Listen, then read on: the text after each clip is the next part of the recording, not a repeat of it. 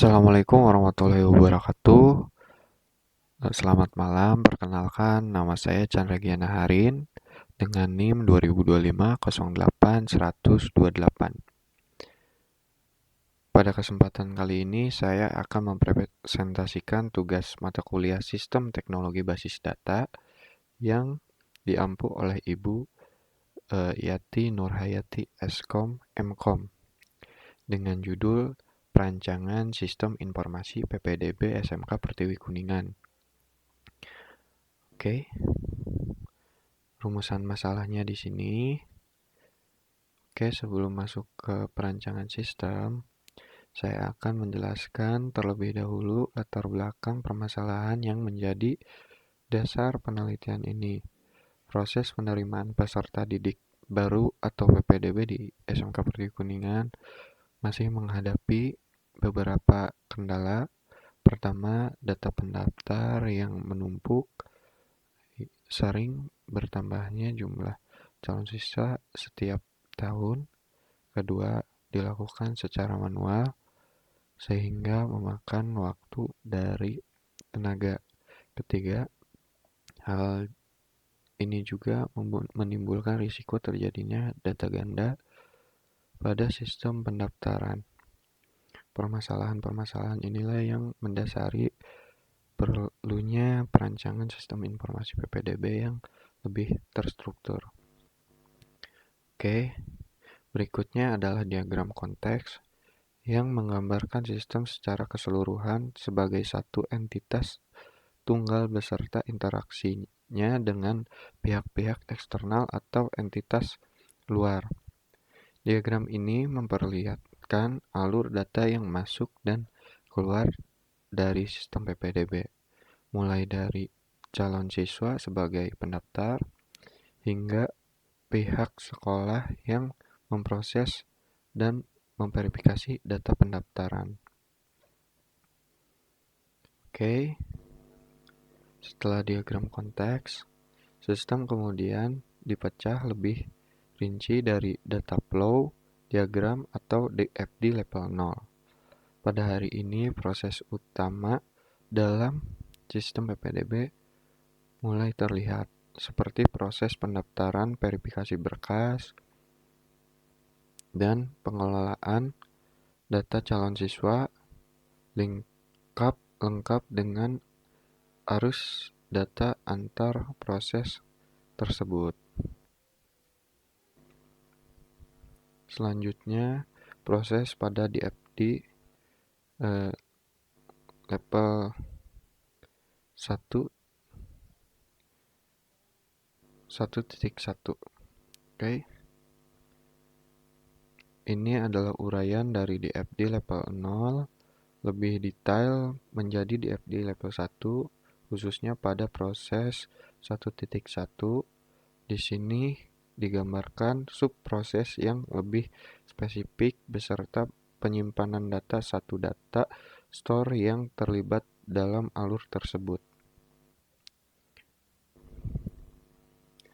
Pada slide ini, saya melanjutkan dekomposisi ke DFD level 2, proses 2.1, yang menjabarkan proses tersebut menjadi bagian-bagian yang lebih kecil sehingga alur kerja sistem menjadi lebih jelas dan mudah dipahami.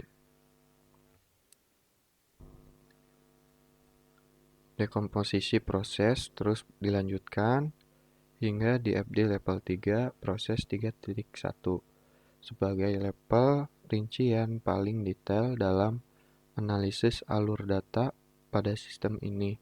Dengan level yang semakin rinci ini, setiap langkah pemrosesan data dapat ditelusuri dengan jelas. Oke, setelah membahas alur data, selanjutnya adalah Entity Relationship Diagram atau IRD. Diagram ini menggambarkan entitas-entitas yang terlibat dalam sistem PPDB beserta atributnya masing-masing serta relasi atau hubungan antar entitas tersebut. yang menjadi dasar dalam perancangan basis data. Untuk memastikan terstruktur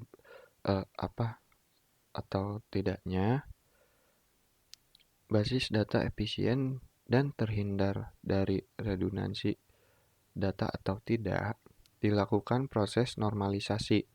Pada slide ini ditampilkan tahap normalisasi bentuk pertama atau 1NF, di mana data disusun agar tidak memiliki nilai berulang dalam satu kolom. Dilanjutkan dengan normalisasi bentuk kedua atau 2NF yang menghilangkan ketergantungan sebagai antar atribut terhadap kunci utama.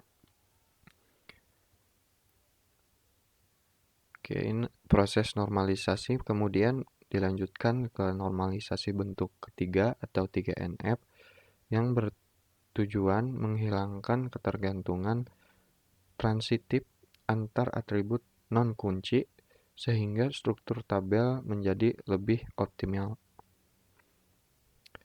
Ini merupakan lanjutan dari hasil normalisasi bentuk ketiga yang menunjukkan struktur tabel air setelah melalui keseluruhan tahapan normalisasi siap untuk diimplementasikan ke dalam basis data.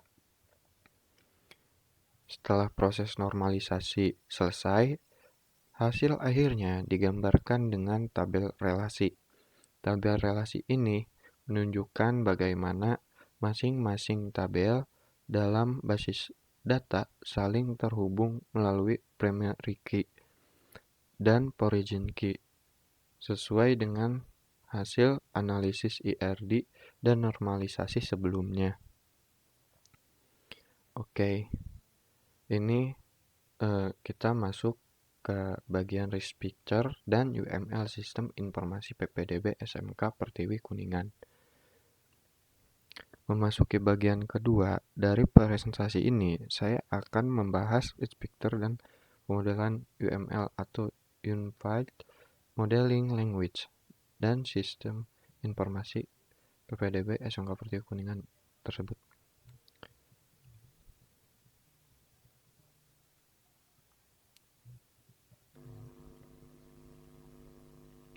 Oke.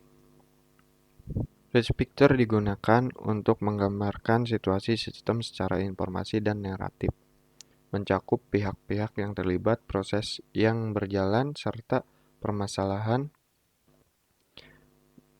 yang muncul dalam sistem PPDB, sehingga gambaran menyeluruh sistem dapat lebih mudah dipahami sebelum masuk ke pemodelan yang lebih teknis. Oke. Selanjutnya adalah use case diagram yang menggambarkan interaksi antara aktor seperti calon siswa dan admin sekolah dengan sebagai fungsi atau use case yang tersedia dalam sistem, misalnya pendaftaran, verifikasi berkas, dan pengolahan data. Setelah use case diagram, berikutnya adalah activity diagram yang menjelaskan alur aktivitas atau langkah-langkah proses yang terjadi dalam sistem secara berurutan, mulai dari awal hingga akhir suatu proses seperti alur pendaftaran calon siswa. Selanjutnya, sequence diagram menggambarkan interaksi antar objek dalam sistem berdasarkan urutan waktu, menunjukkan bagaimana pesan atau data dikirim antar objek untuk menjalankan suatu proses tertentu, seperti proses verifikasi pendaftaran. Sebagai pemodelan terakhir, kelas diagram menggambarkan struktur statis sistem, yaitu kelas-kelas yang digunakan beserta atribut, metode, dan relasi antar kelas tersebut. Diagram ini menjadi acuan dalam implementasi basis data dan sistem secara keseluruhan. Oke, demikian presentasi mengenai perancangan sistem informasi PPDB SMK Perigi Kuningan yang mencakup analisis kebutuhan, pemodelan data melalui DFT dan IRD, normalisasi basis data, hingga pemodelan UML. Semoga presentasi ini bermanfaat dan dapat menambah pemahaman mengenai perancangan sistem informasi PPDB. Terima kasih. Bila ada kurang, mohon dimaafkan. Terima kasih atas perhatiannya. Wabillahi taufiq wal hidayah. Wassalamualaikum warahmatullahi wabarakatuh.